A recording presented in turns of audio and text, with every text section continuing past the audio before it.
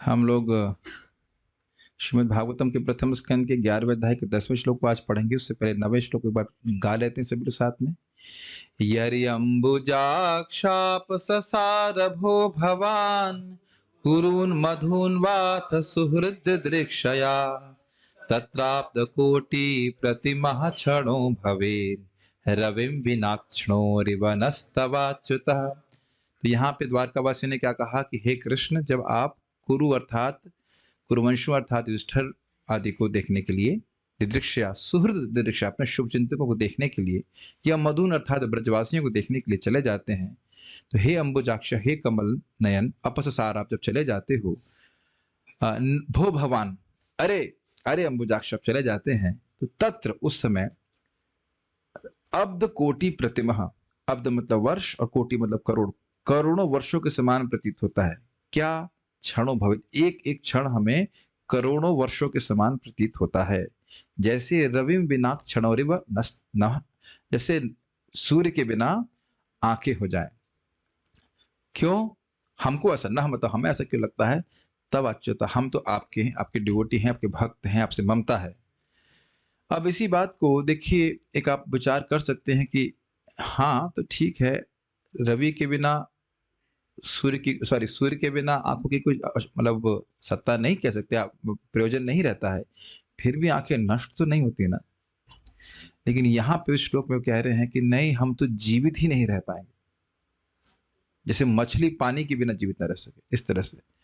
तो यहाँ पे हम लोग इसको गाएंगे, और उसके बाद भगवान ने उनकी बात को सुन करके क्या किया वो सुनेंगे।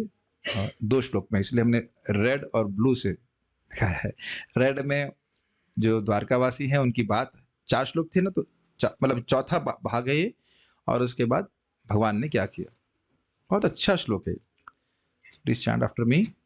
श्रीमद् भागवतम प्रथम स्कंद 11वां अध्याय 10वां श्लोक। 10वां में 11वां बोल दिया था क्या? 10वां श्लोक। उसी तरह से गाएंगे। कथम वयम नाथ चिरोश, कौन है भाई? कथम वयम नाथ चिरोषिते त्वयि, कथम वयम नाथ चिरोषिते त्वयि, प्रसन्न दृष्ट्याखिलतापशोषणम्, प्रसन्न दृष्ट्याखिलतापशोषणम्, जीवे मते सुंदर हास शोभितम्, जीवे मते सुंदर हास शोभितम्, अपश्यमानवदनं मनोहरम्, अपश्यमाना वदनं मनोहरम्, इति चोदीरिता वाचः, इति चोदीरिता वाचः, प्रजानां भक्तवत्सलः, प्रजानां भक्तवत्सलः, शृण्वानोऽनुग्रहं दृष्ट्या, शृण्वानोऽनुग्रहं दृष्ट्या, वितन्वन् प्राविशत्पुरम्। वितन्वन् प्राविशत्पुरम्। दोनों एक साथ नहीं गाने चाहिए, वापस ट्यून नहीं आ रही। जो कथम वयम नाथ चिरोषिते त्वयि, कथं वयं नाथ चिरोषिते त्वयि, प्रसन्न दृष्ट्याखिलतापशोषणम्, प्रसन्न दृष्ट्याखिलतापशोषणम्, जीवे मते सुंदर हास शोभितम्, जीवे मते सुंदर हास शोभितम्, अपश्यमानवदनं मनोहरम्, अपश्यमाना वदनं मनोहरम्। इसी को फिर से गाएंगे।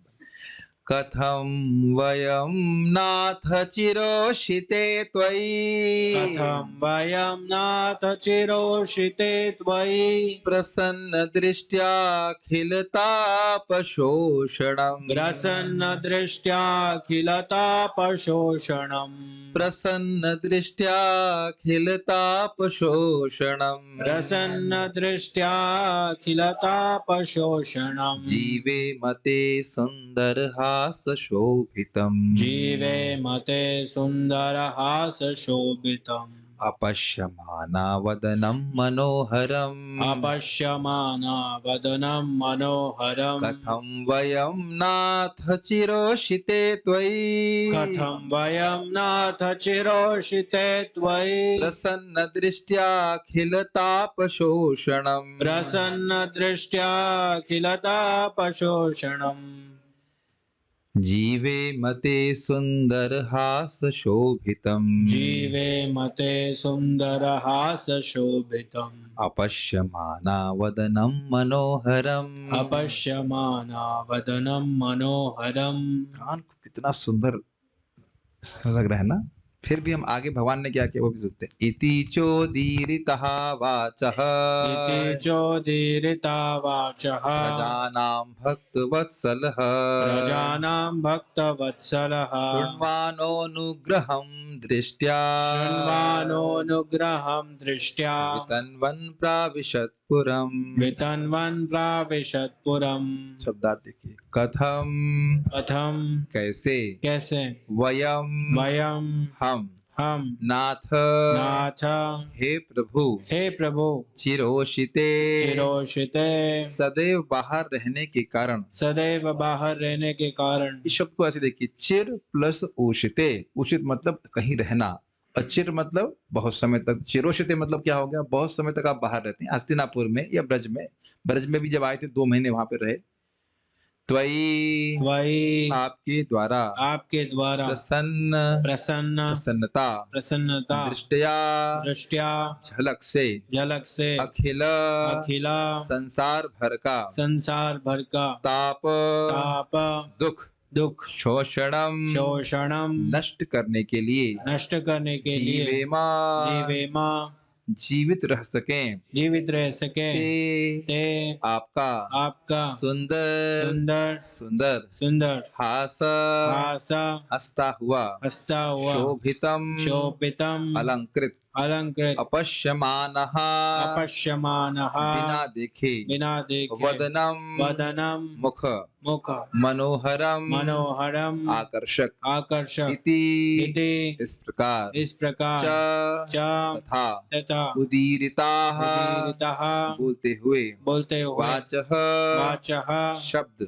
शब्द प्रजानां नागरिकों का भक्त वत्सलः भक्तवत्सलः भक्तों के प्रति दयालु भक्तों के प्रति दयालु शृण्वानः ऐसा जानकर अनुग्रहम दया दृष्टिया चितवन से वितन्वन वितरित करते हुए प्राविशत प्रवेश किया पुरम द्वारका में। अनुवाद देखिए पहले। हे स्वामी, यदि आप सारे समय बाहर रहते हैं तो हम आपके उस मनोहर मुखमंडल को नहीं देख पाते जिसकी मुस्कान हमारे सारे कष्टों को दूर कर देती है। भला हम आपके बिना कैसे रह सकते हैं। उनकी वाणी सुनकर प्रजा तथा भक्तों पर अत्यंत दयालु भगवान ने द्वारकापुरी में प्रवेश किया और उन सबों पर अपनी दिव्य दृष्टि डालते हुए उनका अभिनंदन स्वीकार किया। कहाँ गया अन्वय देखिए। हे नाथ, यहां नाथ कौन है, भगवान कृष्ण, अर्थात हे प्रभु। अर्थात नाथ का अर्थ हम पहले भी ले चुके हैं, अभिष्ट प्रदान करने में समर्थ। जो अभिष्ट का मतलब है जो इच्छित होता है, हमें ये चाहिए तो हमारे नाथ हमारे स्वामी देने में समर्थ है। त्वयि अर्थात आपके द्वारा, चिरोषिते सदैव बाहर रहने के कारण। सदैव तो कृष्ण बाहर नहीं रहते थे, लेकिन प्रायः बाहर रहते थे। अब जब प्रायः बाहर रहते थे तो उसको कैसे यहाँ पे अनुवाद किया जा रहा है कि बहुत समय तक बाहर रहते हैं या सदैव बाहर रहते हैं। यह भी हम अपनी भाषा में उपयोग करते हैं। जब किसी से उलाहना देनी होती है तो आप तो हमारी तरफ देखते ही नहीं कभी। क्या यहाँ पे लौकिक बात करें कि एक बार हम लोग क्या मतलब काफी समय से मैं मंदिर का मैनेजमेंट में था, तो प्रसाद के बाद जहाँ पे हाथ धुलते हैं दूसरे स्थान था, भी जहाँ पे स्थान, तो एक दिन पानी नहीं था। तो एक भक्त बोला यहाँ कभी पानी रहता ही नहीं है। हमने कहा जब पानी नहीं रहता है तो कल क्या तुम कहाँ से मट्टी से हाथ पहुंचे थे, कैसे पहुंचे थे। एक दिन पानी नहीं रहा तो उसकी पानी की विरह में तुरंत बोलते ना, कभी पानी रहता ही नहीं है। आप एक गुस्से में बोलते हैं इस प्रकार से, तो कहते चिरोषिते का समझ रहे कि भाई आप तो हमेशा, आप तो कभी रहते ही नहीं है, प्राय नहीं रहते ही नहीं है कभी।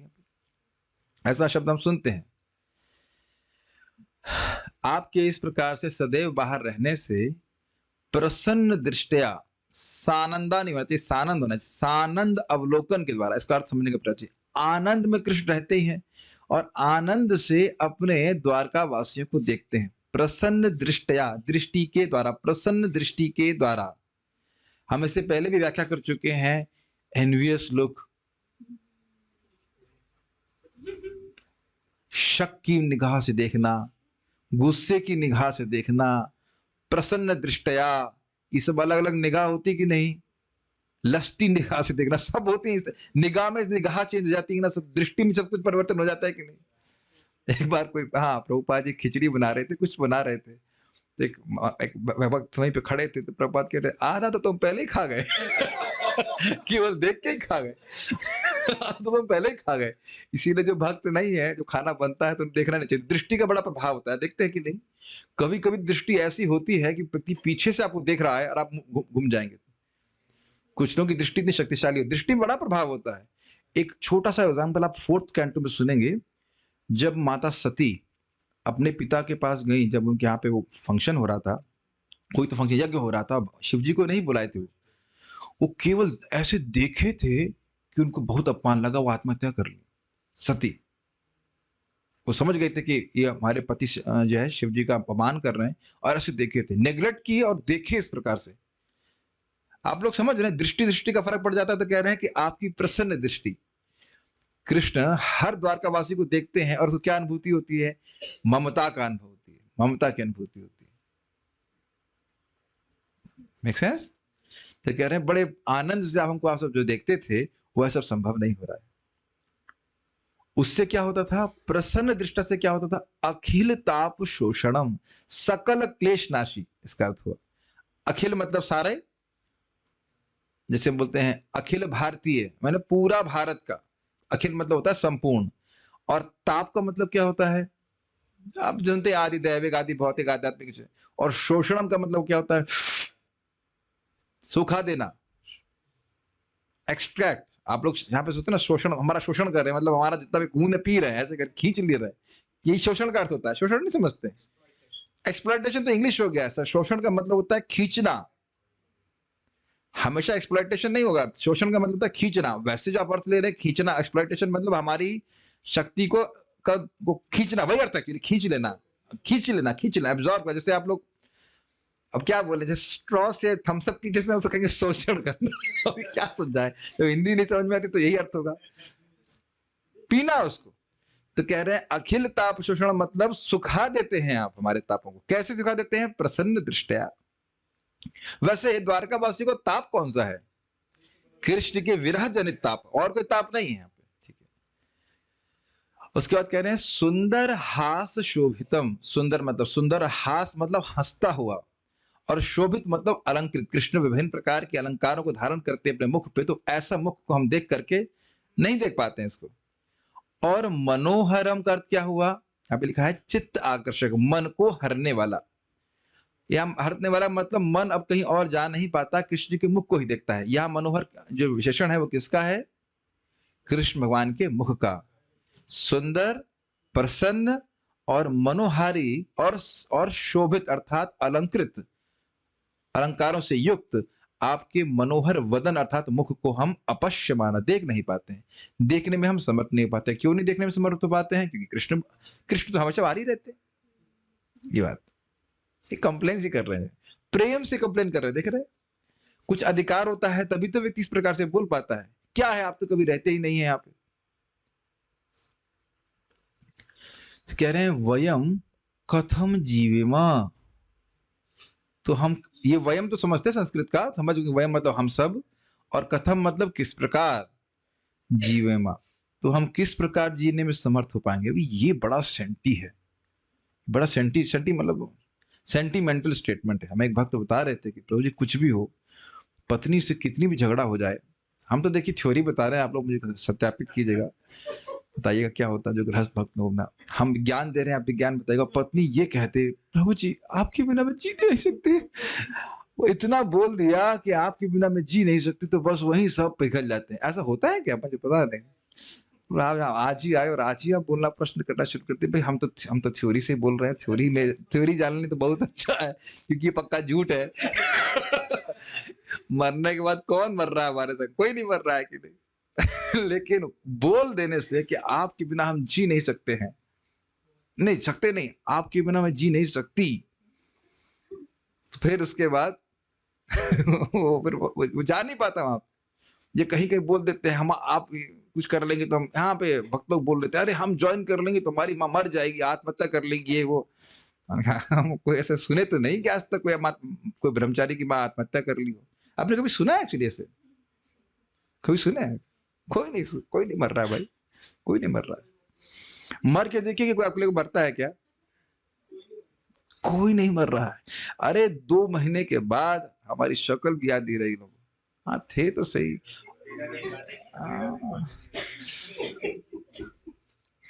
खैर हम यहाँ बात कर रहे हैं, वाकई द्वारकावासी सोचते हैं कि वयम कथम जीवेवा।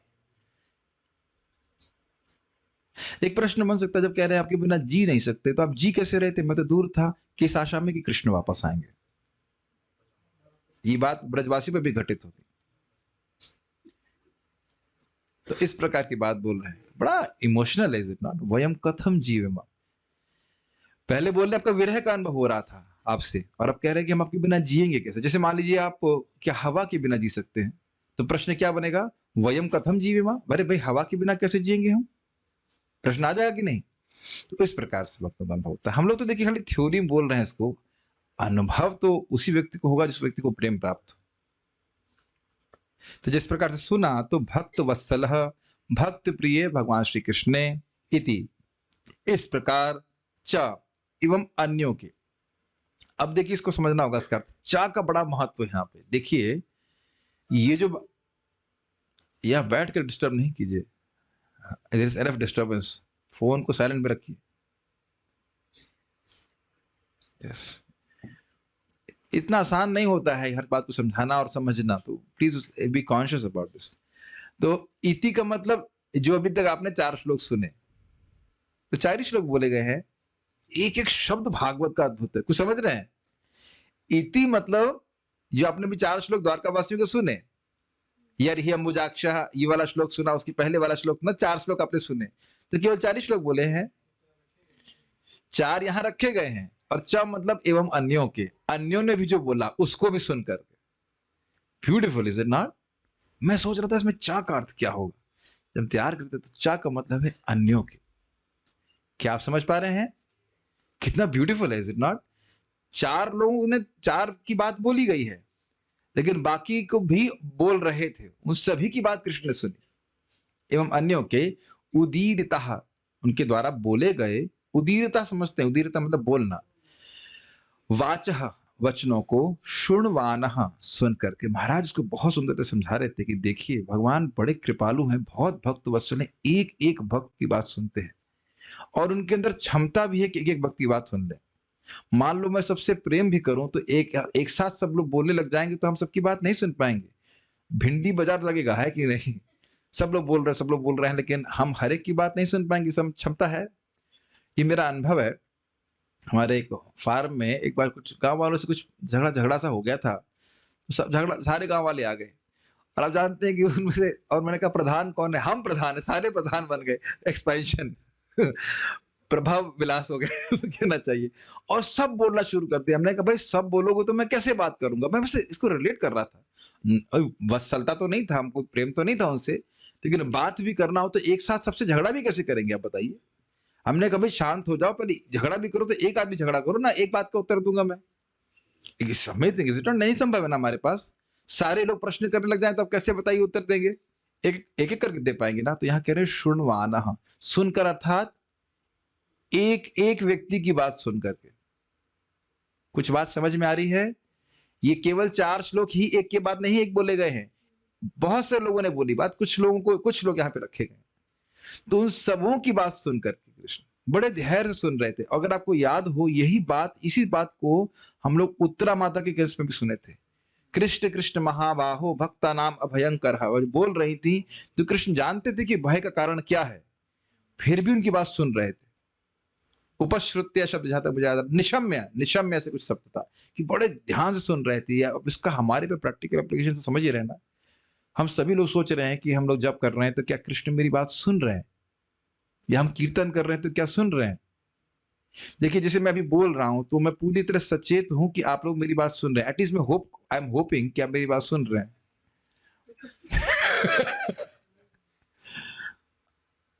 है ना? क्या बोला मैंने अभी?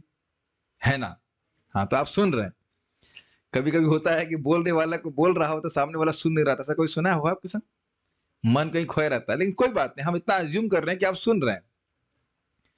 Does it make some difference? If somebody makes you feel that he's hearing you, does it make some difference to you? Does it really make some difference to you? बहुत it makes a lot of difference to you. Preaching में भी बहुत महत्वपूर्ण है कि आप लोगों की थोड़ा सुनिए कि क्या कहना चाहते हैं। और इनको तो बहुत बार पता भी नहीं होता कि वो बोल क्या रहे हैं, बोलते जा रहे, but you just let them hear, then they have a connection with you. Does it make sense? कुछ समझा पा रहा हूं मैं क्या कहना चाहता हूं? आप अगर ऐसा देखिए कि व्यक्ति के पास आप मिलने जाइए, वो अपना फाइल चेक करता रहे, आपको बोलने का मन नहीं करेगा। आप यही सोचेंगे तो हमारी बात सुन नहीं रहा है। अच्छा, कभी ऐसा हुआ है कि आप मोबाइल देख रहे होते हो, सामने वाला कुछ बोल रहा होता है, आप पढ़ रहे होते हैं उसमें से कुछ मैसेज, तो कुछ नहीं सुनाई पड़ता, क्या बोला, फिर तो क्या बोला, जरा दोबारा बताइए। तो हम खाली कहने का आशय यह है कि Krishna has personal time for each one of us. हम सभी के लिए व्यक्तिगत समय है। जब आप जाप कर रहे हैं, कीर्तन कर रहे हैं, तो हर एक की कृष्ण को, हर एक के जाप को कृष्ण सुनते हैं। अगर इस तरह से आप जाप करिए तो कितना पर्सनल हो जाएगा हमारा जपना। प्राय हम जब कैसे करते हैं, हरे कृष्ण हरे हरे हरे राम, ऐसा लग रहा है घड़ी सुन रही है, हमारी घड़ी को देख रहे हैं, है कि नहीं? या दीवार को देखते से दीवार सुन रही है। लेकिन कृष्ण सुन रहे हैं, ये अवेयरनेस नहीं रखते। मैं कई बार जब मैं बोला ना कि बी अवेयर कि आप कृष्ण से बात कर रहे हैं, कुछ भी हो, बुला रहे हैं, कुछ बुलाने में भी शायद भावना हो कि भाई सुन नहीं रहा है हमारी, लेकिन एक्चुअली वास्तविक बात यह है कि कृष्ण वहीं बैठे हैं, वहीं उपस्थित है, आप हरे कृष्ण मंत्र कर रहे हैं, जीव के ही ऊपर है। हम इस बात पे मतलब मंथन कर रहा था, शुणवाना पे कि कृष्ण सुनते हैं आपकी बात, ये बात है। खैर, सुन करके दृष्टया साभिनंद अवलोकन के द्वारा, अब ये दृष्टि का उन्होंने बड़ा सुंदर अर्थ दिया। साभिनंद मतलब अभिनंदन करते हुए। अभिनंदन मतलब कॉन्ग्रेचुलेशन कह लीजिए हिंदी में, एक्नॉलेज करते हुए, बड़ी प्रसन्नता से एक्नॉलेज करते हुए। दृष्टि से आप समझ रहे हैं, जैसे अभी आपने क्या किया, आंखों से ही हम मतलब एक्नॉलेज कर देते हैं। इवन गर्दन भी नहीं लाते, खाली आंख से बहुत हो जाता है। नहीं समझ पा रहे हैं आप? आप देखो, आपने कभी देखो महाराज से मृदंग बजाइए और खाली महाराज आंख से बता देते कि खुश हैं कि गुस्सा है, केवल आंख से। अभी समझ में आ रहा है? Is it not? तो ये हिसाब किताब है। तो यहाँ पर दृष्टि देख रहे हैं how Krishna, how much Krishna is personal. बार बार मैं यही बता रहा हूं, हम लोग यही भूल जाते हैं। मैं बता रहा था कि भाई शिव जी की पूजा करते हैं, विश्वास शिव जी है ना? हनुमान जी की पूजा, लड्डू चढ़ाते हैं, मानते हनुमान जी हैं। और कृष्ण का भजन करते तो कभी कभी हम भूल जाते हैं कि कृष्ण है। है कि नहीं? दृष्टया साभिनंद अवलोकन द्वारा, ये समझ पा रहे हैं हिंदी? सा अभिनंदन, अभिनंदन करते हुए कि हम बहुत प्रसन्न हैं आपकी बात से। इस प्रकार से कृष्ण अपनी आंखों से प्रस्तुत कर रहे हैं, सारी बात तो आंखों से ही जा रही। और फिर अनुग्रहम वितनवन, और अपनी कृपा को वितरित करते हुए, दृष्टि के ही द्वारा अपनी कृपा को वितरित कर रहे हैं। और इस बात को भगवान भी कहते हैं कि, अब श्लोक तो मैं भूल रहा हूं, आप लोग को याद हो बताना। अर्थ ये है कि चिड़िया स्पर्श के द्वारा, कछुआ दृष्टि के द्वारा, क्षमा कीजिएगा, एक दृष्टि, मीन मछली जो है दृष्टि के द्वारा, और कछुआ स्मरण के द्वारा अपने अंडों का पोषण करता है। तथैवम, और मैं भी उसी प्रकार से करता हूं अपने भक्तों को देखने के द्वारा, स्पर्श भी करने को मिलता है जो विग्रह की सेवा करते हैं, और उसके बाद ध्यान के द्वारा। भक्त भगवान का ध्यान कर रहा है तो भगवान भी भक्त का ध्यान कर रहे हैं। 5वां स्कंद 5वां अध्याय सुनेंगे कि मैं सदा ही अपने भक्तों के कल्याण के बारे में सोचता हूं। जो नया भक्त है उसका भी, और इसको हमने नारद जी में सुना था ना, भक्ता नाम शम अभिप्सतः, भक्तों को आनंद ही प्रदान करने वाले हैं कृष्ण। यद्यपि दुख भी होता है तो भी उसका प्रयोजन यही है कि आगे जाके भक्त को सुख मिले। जैसे कि मान लीजिए कि कोई माँ, बच्चे के फोड़ा हो रहा है तो फोड़ा पकने का वेट करते हैं, माँ नहीं डॉक्टर, और उसके बाद फोड़ती है। तो भले फोड़ता है, यद्यपि थोड़ी पीड़ा हो रही है, आगे जाके उसे कोई पीड़ा ना हो। ये सब बातें आप पहले भी सुन चुके हो, मैं खाली बोल रहा हूं दृष्टिया अनुग्रहम वितन्वन, अपनी दृष्टि के द्वारा भगवान अपनी कृपा को वितरण करते हैं। और इस पे आप जानते हैं कि भगवान के सामने जाने का क्या प्रयोजन हो गया। यद्यपि हम अचेत हैं, अपने संबंध को भगवान से नहीं समझ रहे, तो भगवान भी अचेतन है। भगवान तो अचेतन नहीं है ना। भगवान हम जब भगवान के सामने जाते हैं, उनकी दृष्टि हम पर पड़ती है, तो भगवान क्या करते हैं दृष्टि से, किसी को याद है? हाँ, सेवा की इच्छा को जागृत करते हैं, सेवा की इच्छा को जागृत करते हैं और अपनी मुस्कान के द्वारा उस इच्छा को मेंटेन करते हैं। ये बहुत महत्वपूर्ण है भगवान के सामने जाना। और स्पेशली भगवान के सामने अगर हम थोड़ी नम्र भावना में जाएं, नम्र भावना का अर्थ समझ रहे हैं? जैसे भक्त बता रहे हैं कि मंदिर में हम चप्पल उतार के जाते हैं, इसका मतलब क्या है? चप्पल उतार के जा रहे हैं, इसका अर्थ है कि जो भी हमारी उपाधि है कि भाई हम ये हीरो हैं, ये हीरोइन है, वो है फलाना ढिमकाना, वो छोड़ करके कृष्ण के सेवक के रूप में हम जा रहे हैं। ब्रह्मा जी भी कुछ नहीं, भगवान क्या कहते, तो हम क्या है बताइए। बहुत अच्छी अच्छी बातें हैं। देखिए, सुनने का बड़ा प्रभाव होता है अपने चित्त पे, हमारे एटीट्यूड के ऊपर। तो कई बार देखते हैं कि मैं खाली बोल रहा हूं क्यों, क्योंकि हम भगवान की उस दृष्टि को प्राप्त करना चाहते हैं जो अनुग्रह से भरी हुई है, जिसको वो बांट रहे हैं एनी हाउ। देख रहे हैं ना कि वाणी के द्वारा कुछ बोला तो भगवान उससे प्रभावित हो रहे हैं। Krishna is becoming affected by what we speaking. पुरम प्रावशत, पुरम मतलब द्वारिका में, प्रावशत तथा प्रवेश किया। तो अब फिर से संस्कृत को देखिए डायरेक्टली।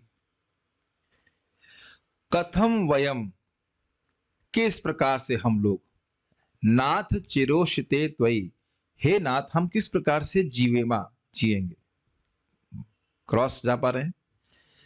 त्वयि चिरोशिते, आप तो बहुत समय तक दूर रहते हो, तो ते प्रसन्न दृष्टया, आपकी प्रसन्न दृष्टि के द्वारा, जो अखिल ताप शोषण, जो अखिल सभी प्रकार के कष्टों को खत्म करने वाले, ते सुंदर हास शोभितम, आपके सुंदर हंसते हुए और अलंकृत मुख को, और वदन, वदन मतलब मुख, और जो मनोहारी है, मन को हरने वाला है, उसको अपश्य माना, कथम वयम जीमा, उसको बिना देखे हम जिएंगे कैसे। संस्कृत आ गया पकड़ में। अब देख रहे हैं डायरेक्ट ऐसे संस्कृत समझेंगे तो समझ में नहीं आता, जीवेमा तो नीचे है, कथम वयम ऊपर है, कैसे जोड़ेंगे। लेकिन अब कुछ कुछ समझ में आ रहा होगा और अभ्यास भी बन रहा होगा देखने का।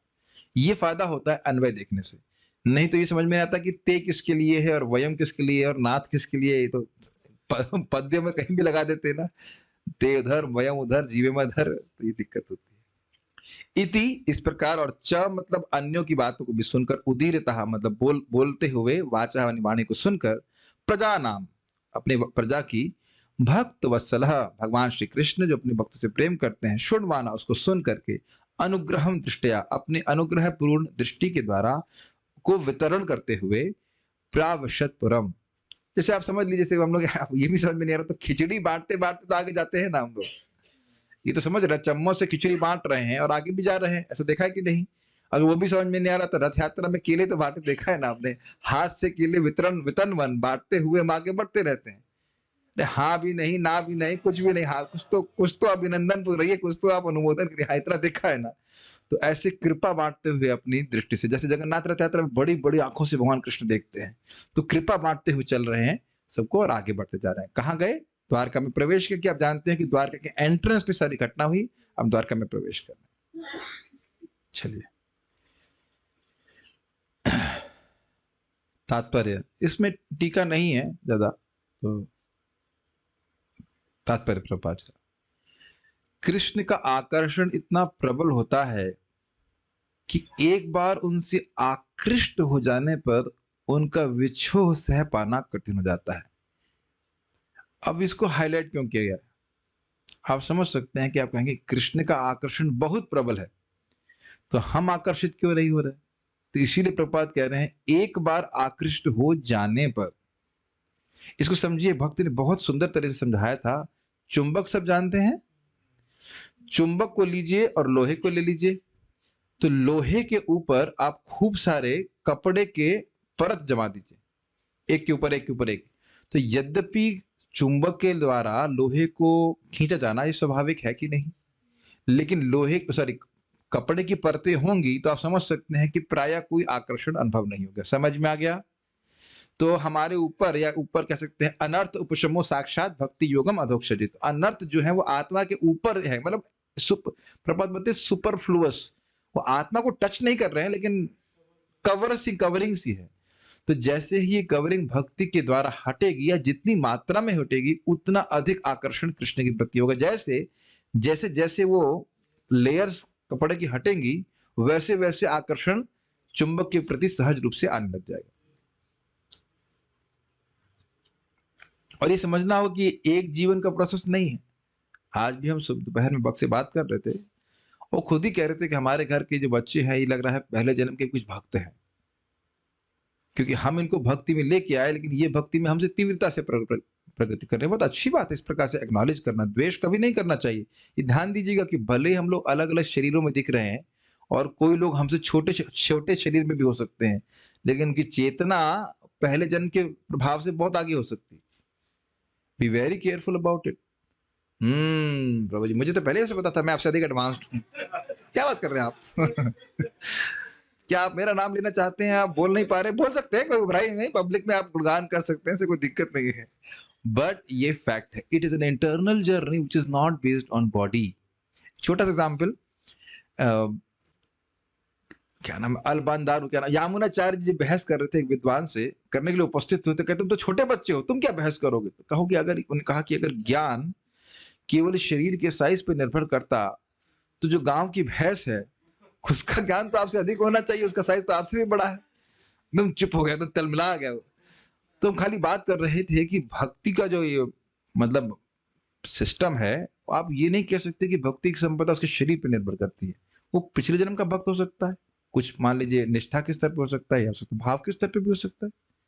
परम पूज्य राधा गोविंद महाराज जी गांव में थे, कोई भी इस्कॉन से संपर्क भी नहीं था, लेकिन रात के समय वो है, मतलब रात की बात थी, हाँ रात की बात थी, जब रात में आप देखेंगे प्राय लड़के लोग गांव में छत पे या कहीं पे भी पिताजी के संग सब सो जाते हैं, पुरुष लोग बाहर सोते हैं, है ना, गांव में देखा जाता है। तो एकदम से रोने लग गए। तो कहने क्या बात है, क्यों रो रहे हो, क्या दुख है तुमको? वो दुख नहीं था, भगवत प्रेम में इस प्रकार से रो रहे। सुबह जाते, और उसके बाद सुबह जाते बिना खाए पिए 11 बजे वापस आते, जब पूरा एक स्कंद पारायण कर लेते और एक अध्याय याद कर लेते। हमें तो एक श्लोक याद करने में बहुत प्रसाद खिलाएंगे तो एक श्लोक याद होगा, एक अक्षर याद हो जाए। अभी को एक जन्म का है क्या, बताइए? तो कभी भी अगर किसी भक्त को हम देख रहे हैं प्रगतिशील है, आपसे अधिक प्रगतिशील है, तो खुश होना चाहिए, उससे हमारी प्रगति होती है, द्वेष नहीं करना चाहिए। मैं खाली बात ये सब कर रहा था कि आकृष्ट हो जाने पर ये केवल एक जन्म का नहीं है।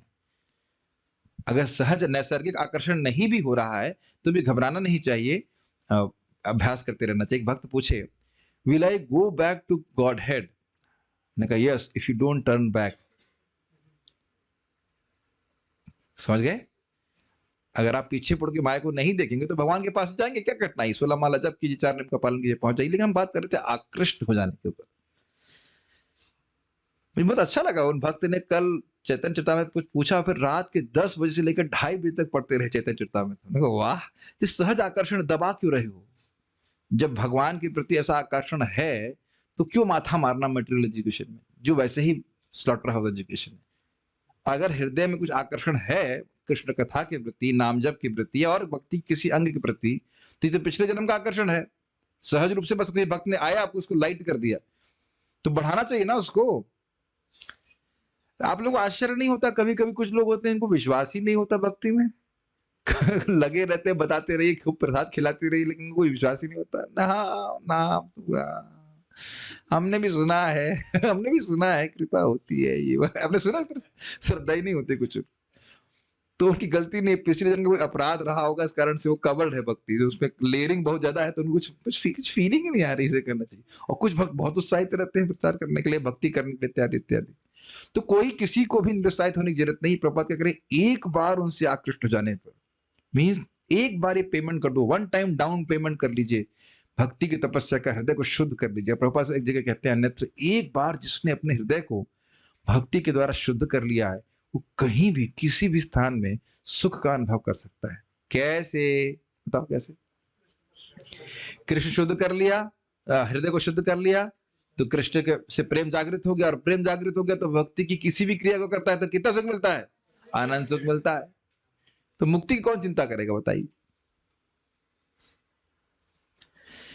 और फिर याद रखिएगा कि देखिए, तपस्या जब हम करते हैं तब तो बहुत कठिन लगता है, लेकिन जब तपस्या का फल मिलता है तो वो तपस्या याद नहीं रहती। मैं फिर से रिपीट कर रहा हूँ, ये प्रभुपाद जी के बड़े सुंदर शब्द है यहाँ पे, ऑटम सीजन का वर्णन, वहां पे सुखदेव गोस्वामी इस बात को कहते हैं कि जब व्यक्ति तपस्या करता है तब तो उसे कठिनाई लगती है, लेकिन जब तपस्या का फल मिलता है तो तपस्या को याद नहीं रखता। चलिए, मैं आप लोगों से कुछ लोगों का हाथ खड़ा करना चाहता हूँ जिन्होंने किसी कंपटीशन को क्वालिफाई किया है। यहाँ पे आपने सीए का कंपटीशन क्वालिफाई नहीं किया, हिंदी नहीं समझ में आती, हाथ नहीं खड़ा कर सकती हैं? एक मैंने किया आईआईटी का, आपने भी कुछ किया है या प्रोसेस में है, मुझे पता नहीं। आप ये बताइए कि जब आप पढ़ाई कर रहे थे तो आपको कुछ कठिन नहीं लग रहा था कि पढ़ना है, ये करना है, वो करना है?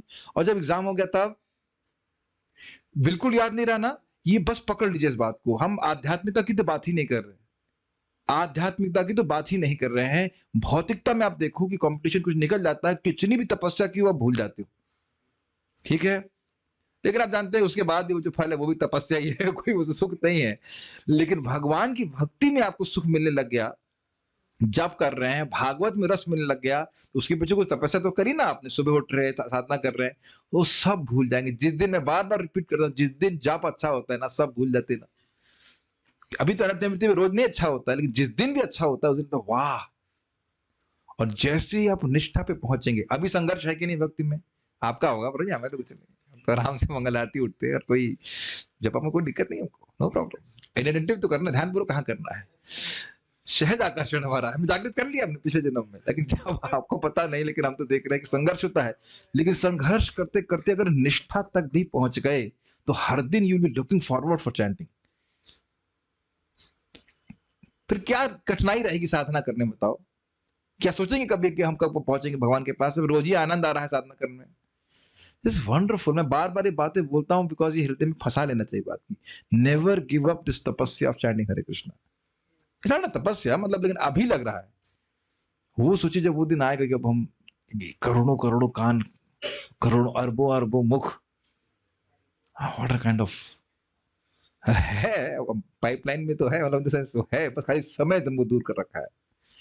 इसलिए बोलने आकृष्ट हो जाने पर उनका विच्छोह सह पाना कठिन हो जाता है। समझ में आ गया सब बात? इतने आकर्षक है कृष्ण कि उनसे छोड़ा नहीं जाता व्यक्ति। और आप उसको पहले भी सुन चुके, जिनकी कथा क्या सुना था हमने, सत्संगात मुक्त दुःसंग नो सहते बुधा करके है, कि जो व्यक्ति भक्तों के संग में आकर के और परिवार आदि की आसक्ति से छूट गया है, तो भगवान की कथा केवल एक बार सकृत आकरण या एक बार सुना है तो नहीं सह छोड़ पाता।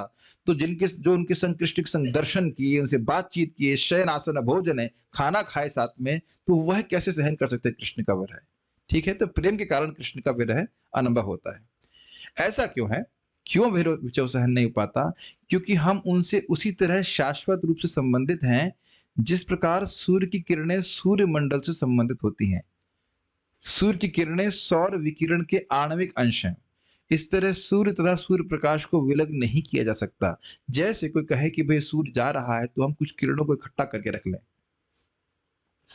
सूर्य की किरण तो हमेशा सूर्य के संग है, लेकिन सूर्य की किरण सूर्य नहीं है, लेकिन अलग कभी नहीं कर सकते। और देखो, हम सब लोग को अनुभव होता है ना कि हम कृष्ण से अलग हैं।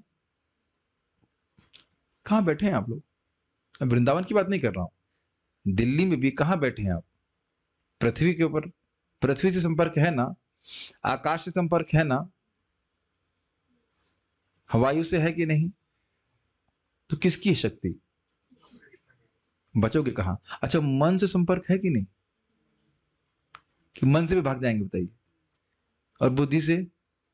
और ये किसकी शक्तियां हैं? अब देख रहे हैं कितनी घोर अज्ञान में है।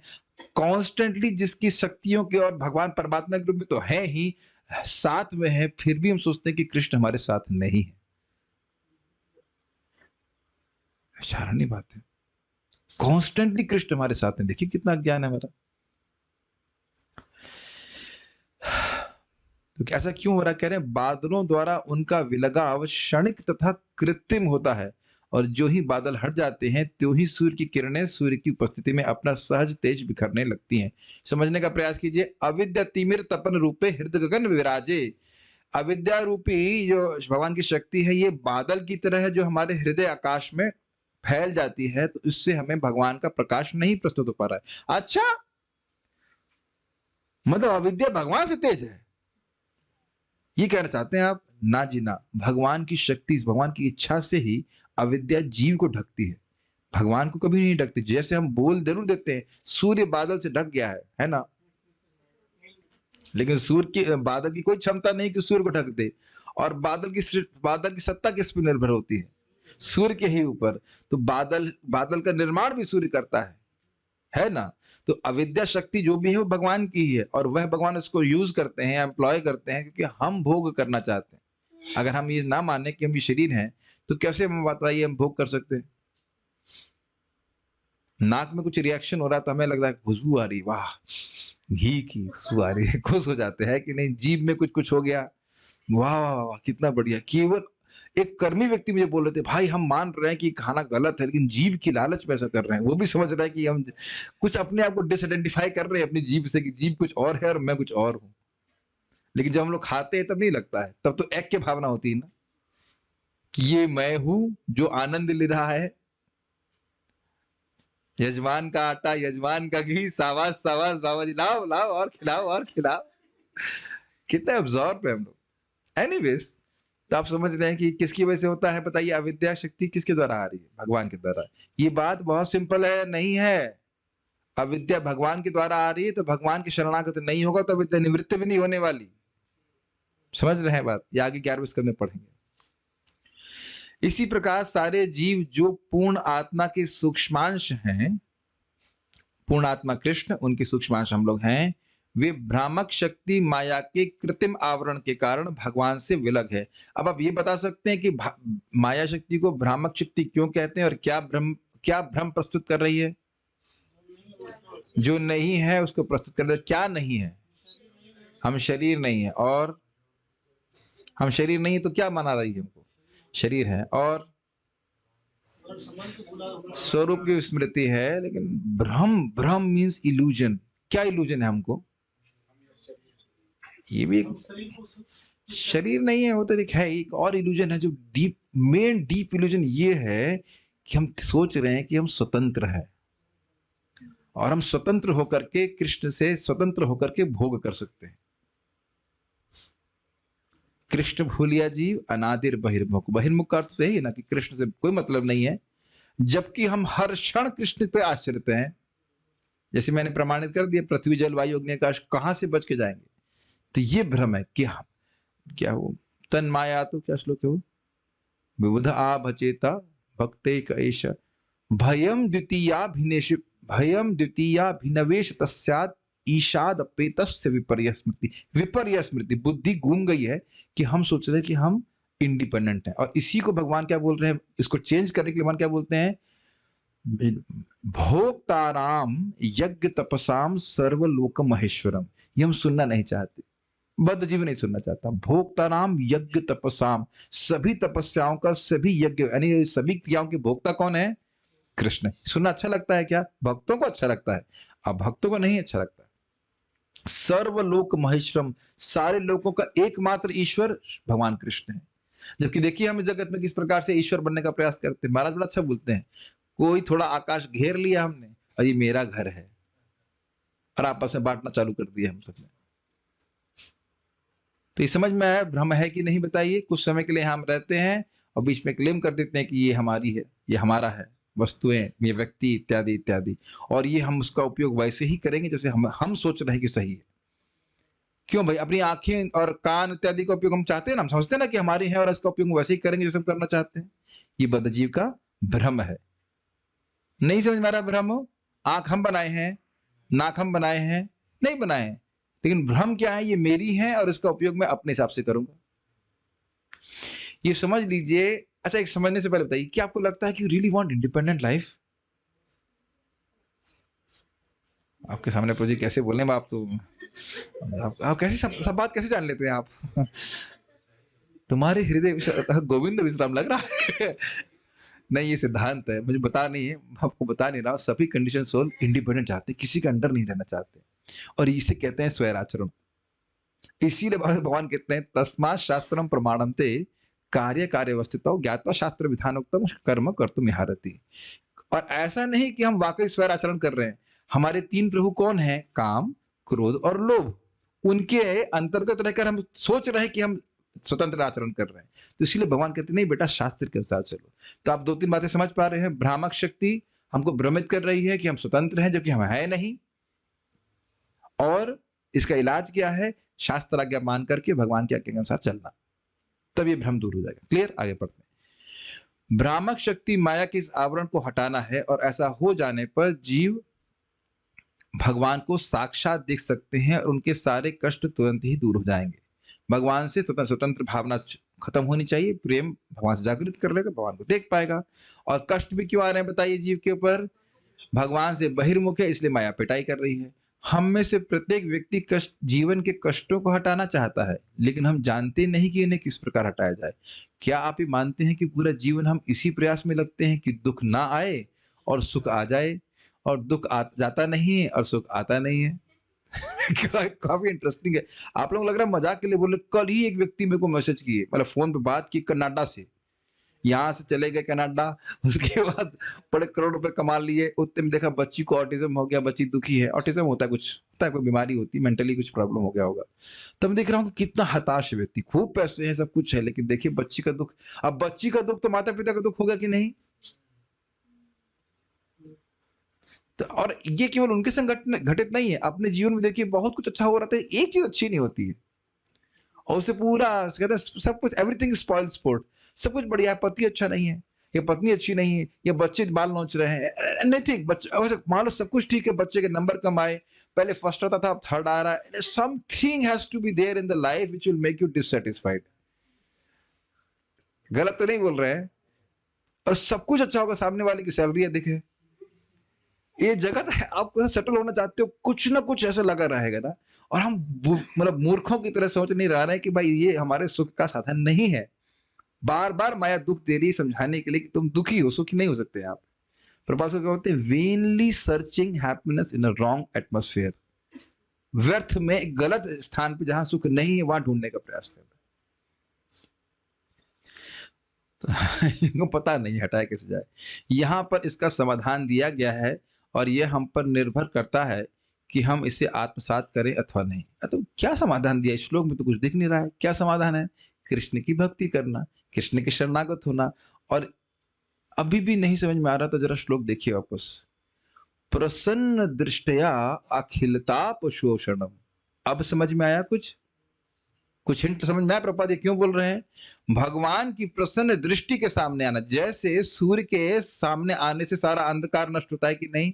अभी भी नहीं समझ में आ रहा तो ठंड आ रही है, एकदम समझ में आ जाएगा। ठंड से बहुत कष्ट होता है कि नहीं? और आप लोग वृंदावन में रहे ना, तो भगवान करे आप लोग रहिए ठंड में, पूरा दिसंबर बिताइए, क्या दिक्कत है। और आप हमारे गोमाता ऑफिस का, जहाँ गोमाता का जो है ना, जहाँ पे धूप बनती है, वहां बैठिए, एकदम बढ़िया धूप आती है, तो आपको समझ में आएगा कि मैं क्या कह रहा हूँ। मुझे समझ में नहीं आ रहा है। Please stay here in December and then you really feel. बहुत ठंड लग रही होती है, बड़ी परेशानी होती है जब हम लोग कर रहे होते ठंड में। पहले करते, अब तो नहीं करते, लेकिन ठंड में एकदम कपकपी छूटती है, और जब सूर्य का ताप मिलता है कितना अच्छा लगता है। यहाँ पे हम उसी तरह समझना चाहिए कि कृष्ण, समझ रहे ना प्रभुपाद बोलने के, अंधकार से निवृत्त हो जाता है ना सूर्य को, तो बड़ा अच्छा लगता है। तो कह रहे हैं प्रसन्न दृष्टिया अखिल ताप शोषणम। कृष्ण की प्रसन्न दृष्टि के सामने व्यक्ति आएगा तो उसके सारे कष्ट, सारे दुख समाप्त हो जाएंगे। इसलिए प्रपात बोल रहे हैं कि इस श्लोक में हमको ये फॉर्मूला मिला। समझ में आया फॉर्मूला कैसे मिल रहा है? कृष्ण को प्रसन्न करने के लिए हम प्रयास करेंगे तो कृष्ण हमें विशेष कृपा की दृष्टि से देखेंगे, ममता की दृष्टि से देखेंगे, और उनकी दृष्टि के सामने आएंगे, दुख समाप्त हो ही जाएगा। कुछ भी हो, आप देखिए मंगल आरती में जाते हैं भगवान के सामने, जब हमको दर्शन करने को मिलता है, आजकल तो बहुत भीड़ है, मुझे भी हंसी आ रही थी कि भक्त लोग वृंदावन आए कि हम दर्शन करेंगे, और बड़ा मुश्किल हो जाता है दर्शन करना, है कि नहीं? वो भी कार्तिक में। पर जो भी है, भगवान का दर्शन करने से एक प्रसन्नता आप अनुभव करते हैं कि नहीं? Like that. भगवान भी प्रसन्न होते हैं। ठीक है, तो महाराज जी ने इस पे कुछ नोट्स दिए हैं, और उसमें पोला है, उसको भी हमने रखा है, यहाँ पे पढ़ेंगे। बड़ा सुंदर बात है महाराज बोल रहे हैं। इस प्रकार अपनी प्रजा के इस तरह के स्नेहमय वचनों को सुन करके भगवान बड़ा आदर किए। शुण्वानः, सुन रहे थे, बड़े ध्यान से सुन रहे थे। महाराज शुण्वाना पे बहुत फोकस किए हैं। शुण्वाना शब्द का यहाँ अर्थ है कि भगवान बड़े प्रेम से उनकी बातों को सुन रहे थे।